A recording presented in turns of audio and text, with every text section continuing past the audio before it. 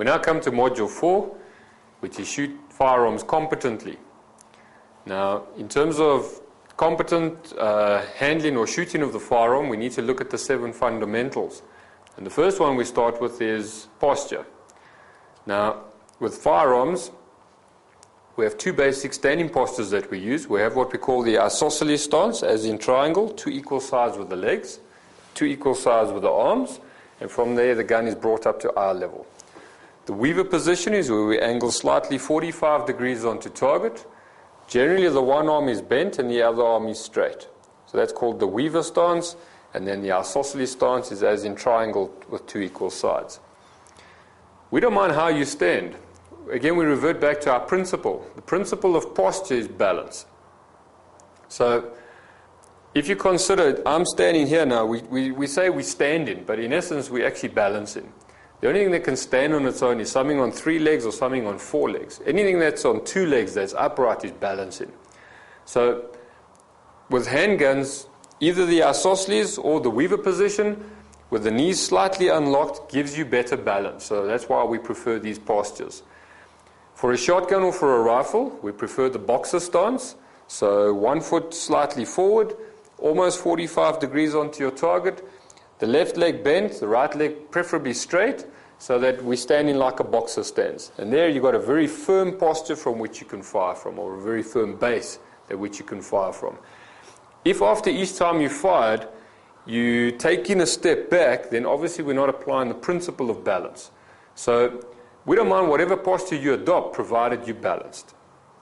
Okay, so to recap the isosceles again, feet shoulder width apart, straight legs, both arms nice and straight, gun up to the eyes. Please taps once again. I don't want you leaning forward. I don't want you leaning back. I don't want your head tipped down. Nice upright posture, and we bring the gun up to the eyes. There is another posture that you can adopt too, which we call the weaver position. Weaver position is where we have the left leg forward if we're right-handed. What we then do is, because the left leg's forward and the right foot is behind, we then either bend the left arm or you can have both arms straight. And again, this is a very good posture for balance. But in essence, we prefer the isosceles position. But if you're more comfortable with the weaver position, you can adopt that position too. Again, provided you're balanced. Okay, I don't mind what position you adopt, provided you're balanced. If each time you fire the gun, you're taking a step back, we're not balanced. So between your shots, your posture shouldn't change at all. Okay, so you're happy with the position. The next fundamental is grip. The principle to grip is control and direction. Control in the sense that the right hand must maintain control and your left hand does all the work. The left hand will insert the magazine. The left hand will activate the slide. The left hand will lower the hammer. The left hand will cock the hammer. The right hand maintains control. Should you cock the hammer with your right thumb, you will see that you've lost control of the firearm. So the right hand maintains control, the left hand does all the work. Direction in the sense the gun must be in a straight line with your forearm. So we don't want the gun angled to the side, we want the gun in a nice straight line with your forearm so it gives you natural pointability.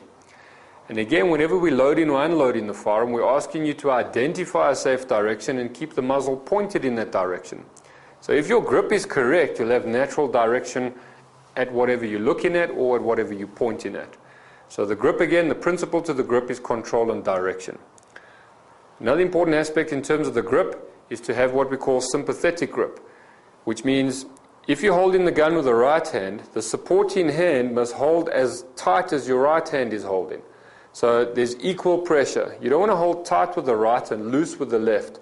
You want them to be sympathetic. They must be the same. Okay, the principle to the grip is control and direction. The way we maintain control and direction, you'll see there's a distinct V between the thumb and the index finger. That V, or the web of the hand, we want to place into the tang of the gun over here. So the web gets fitted into the V into the tang. 3 fingers around the grip. Index finger alongside trigger. And that's the way we'd maintain control and direction. Direction in the sense that we want the gun to be in a straight line with your forearm.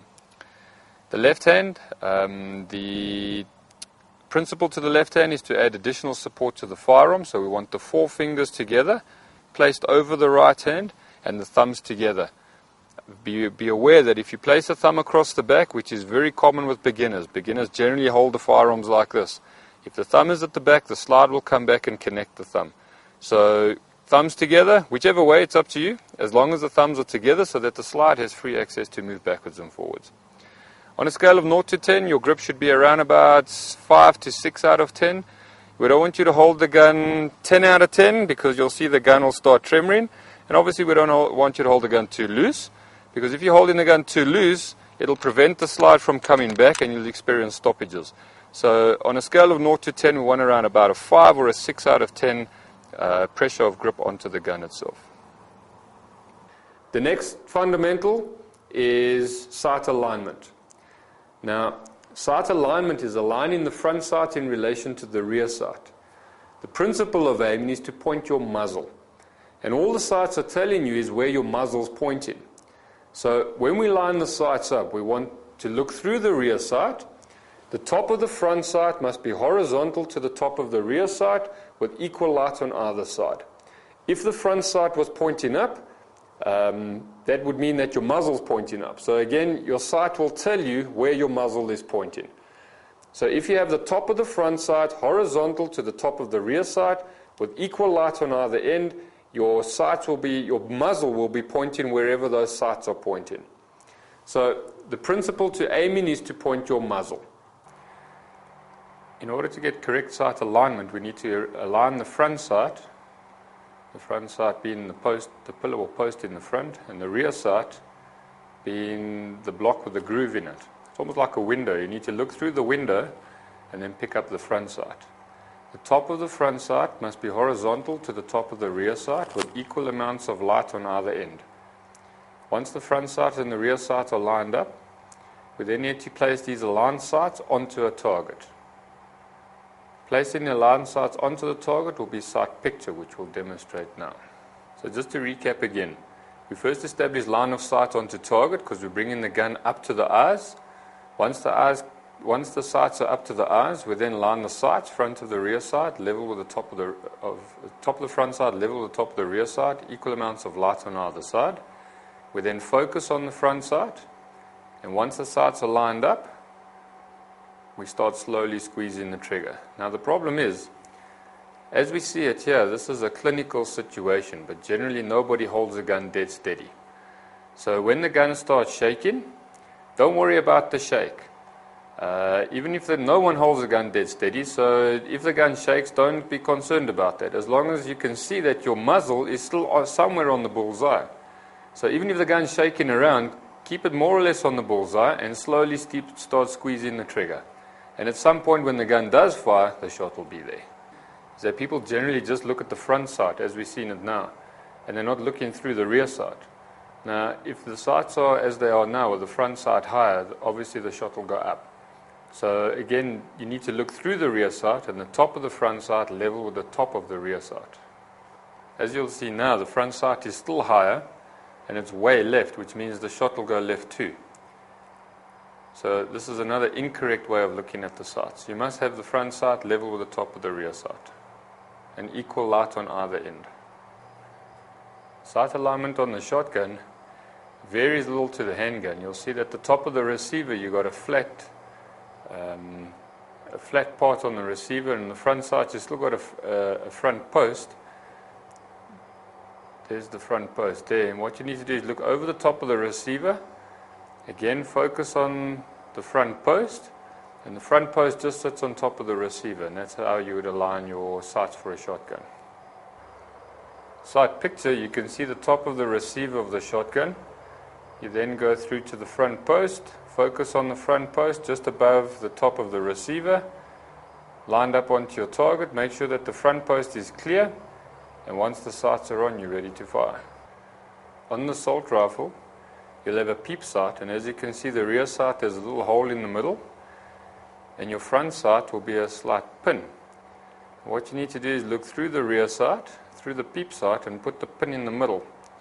And that's how we would line up. That would be sight alignment on a rifle with a peep sight. Sight picture now. We look at the target, establish line of sight, bring the sights up to the eyes. We then look through the rear sight, pick up the front sight in the middle of the bullseye of the target, front sight clear, target a haze in the background, and from there we fire.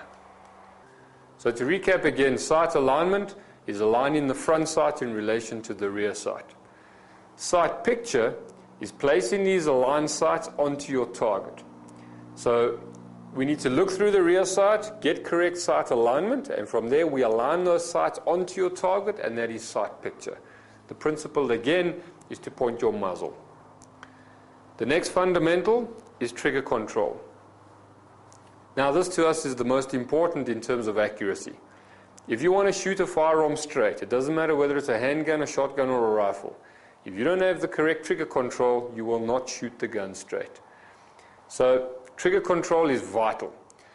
When we place the finger on the trigger, we want the first segment of the index finger on the trigger, because should you place your finger all the way through, on squeezing the trigger, you're going to get angled pressure on the trigger. And you will generally, as a right-hander, you will shoot low left. As a left-hander, you will shoot low right. So you want the first segment of your index finger on the trigger, and from there we apply gentle pressure to the trigger. Generally people call it squeezing. If we come back to our principle, the principle of aiming is to point your muzzle. The principle to applying pressure to the trigger is to apply pressure to the trigger without the gun moving. So if you can develop the ability of applying pressure to the trigger without the gun moving, you're applying the principle, which means you will shoot straight.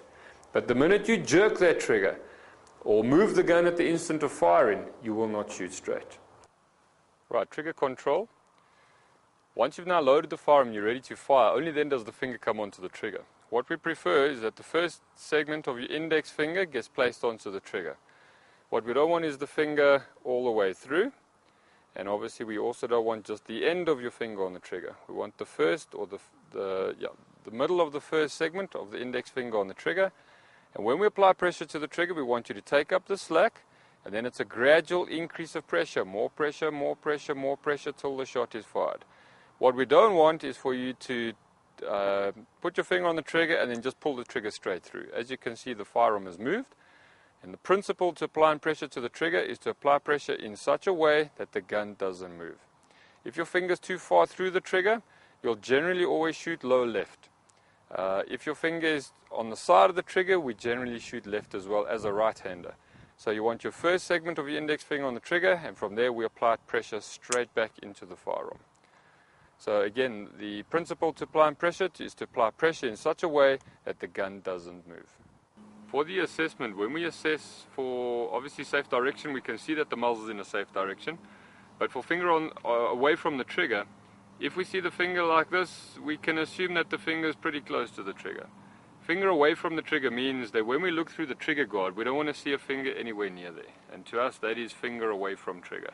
So while loading or unloading the firearm, we want to keep the finger away from the trigger and not the finger lurking either on the trigger or somewhere near the trigger guard. We want to see a distinct clear light through the trigger guard to make sure that the finger is exactly away from the trigger.